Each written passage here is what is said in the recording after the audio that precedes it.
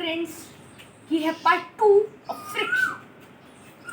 अब जो है वो एविल फ्रिक्शन, मतलब बुरा फ्रिक्शन। अब इसके डिसएडवांटेजेस क्या है? इसके कारण जो हीट प्रोड्यूस होती है, उसके कारण जो शूज़ होते हैं वो नीचे से मीन्स जो उनकी सोल होती है वो फट जाती है, और सोल फट गई इसका मतलब शू खराब हो गया। इसका मतलब है कि फ्रिक्शन के कारण शूज़ जल जाते हैं, नीचे से खराब हो जाते हैं, और जो मशीनरी के पार्ट होते हैं ना वो भी गर्म होके जलने लग जाते हैं, और उनमें वो टूट सकते हैं या फिर उनके अंदर टीयर आ सकते हैं। और तो और इसके वजह से जो एनर्जी वेस्ट होती है वो तो होएगी, तो फिर ये उसके डिसएडवांटेजेस हैं। अब आगे चलते हैं। अगर ways to reduce friction means हम किस तरह फ्रिक्शन को कम कर सकते हैं बाय पॉलिशिंग द सरफेस। अगर हम किसी भी सरफेस को सैंड पेपर से घिसते हैं तो स्मूथ बनता है, और जितना ज़्यादा ऑब्जेक्ट स्मूथ होगा उतना ज़्यादा फ्रिक्शन कम होगा। बाय ऑयलिंग, आपने देखा होगा कि अगर जो साइकिल की चेन्स होती हैं उसके अंदर ऑयल डाला जाता है ताकि फिर फ्रिक्शन कम लगे, वरना अजीब सी नॉइसेस निकालने लग जाते हैं, कड़ कड़ कड़ सी। और बाय यूजिंग बॉल बियरिंग, ये एक काफ़ी इम्पोर्टेंट चीज़ है। बॉल बियरिंग क्या होता है? एक बड़े सर्कल के अंदर एक छोटा सर्कल, और इनके बीच में छोटे छोटे सर्कल। और अब बड़ा जो सर्कल होता है वो किसी भी टायर वगैरह से कनेक्टेड हो सकता है, अभी किसी भी चीज़ से कनेक्टेड हो सकता है, और जो अंदर का है वो मोटर से होता है जनरली। और बॉल बियरिंग क्या करता है, जो दोनों का फ्रिक्शन होता है उसे कम कर देता है और अच्छे से घुमाता है। बस स्ट्रीमलाइनिंग आपने पढ़ा होगा कि स्ट्रीमलाइन बोट्स बनाई जाती हैं, स्ट्रीमलाइन फिशेस होती हैं, इस टाइप की शेप की बोट्स होती हैं, इसी टाइप की फिशेस होती हैं।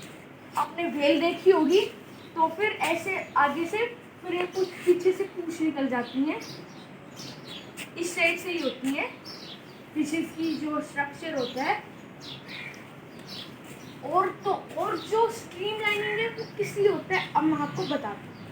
स्ट्रीमलाइनिंग से क्या होता है, जो भी फ्रिक्शन वाटर के थ्रू होता है ना और एयर के थ्रू होता है वो कम हो जाता है।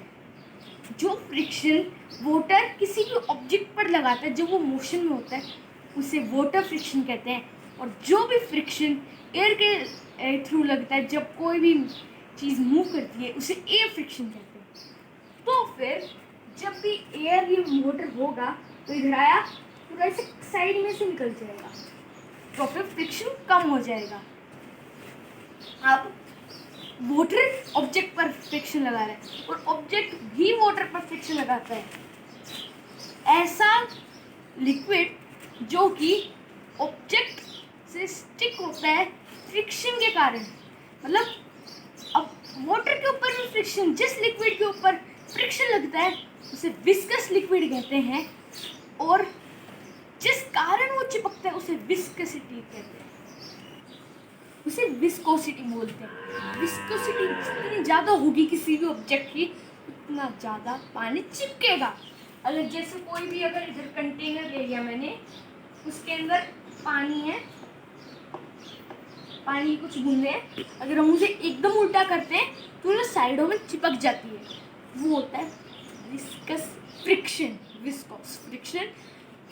और जिस कारण वो लगता है, जिस प्रॉपर्टी से लगता है विस्कोसिटी, और जो लिक्विड ऐसा करता है उसे बोलते हैं विस्कोस लिक्विड।